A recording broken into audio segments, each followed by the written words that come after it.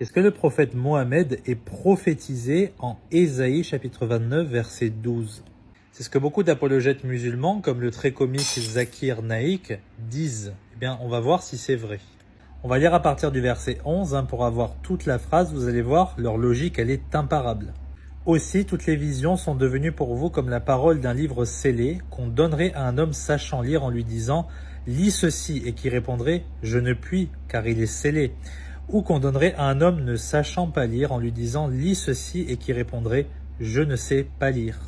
Et nous, bande d'idiots de chrétiens, on n'a pas vu ça pendant 1400 ans, que ça parlait de Mohammed. Qu'est-ce qu'on faisait dans notre étude biblique? Qu'est-ce qu'on n'a pas vu? On n'a pas vu que Mohammed est évidemment illettré, rappelez-vous. Et du coup, ça correspond parfaitement à cet homme qui dit « je ne sais pas lire ». Il reçoit une révélation scellée de l'ange Gabriel, soi-disant, et du coup, ça colle parfaitement. Non. Non, parce qu'il fallait en fait lire tout le chapitre. C'est pas compliqué. Quand on a un peu de cervelle, c'est ce qu'il faut faire.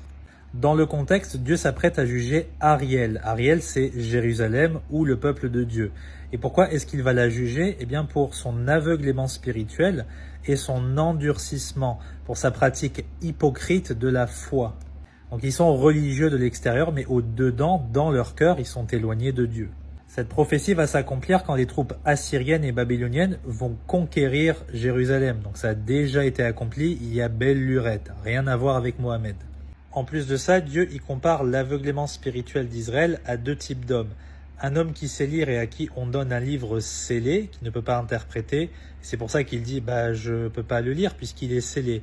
Et un deuxième type d'homme qui ne sait pas lire du tout et à qui on donne un livre et qu'on lui demande de lire. Il va dire forcément je ne sais pas lire.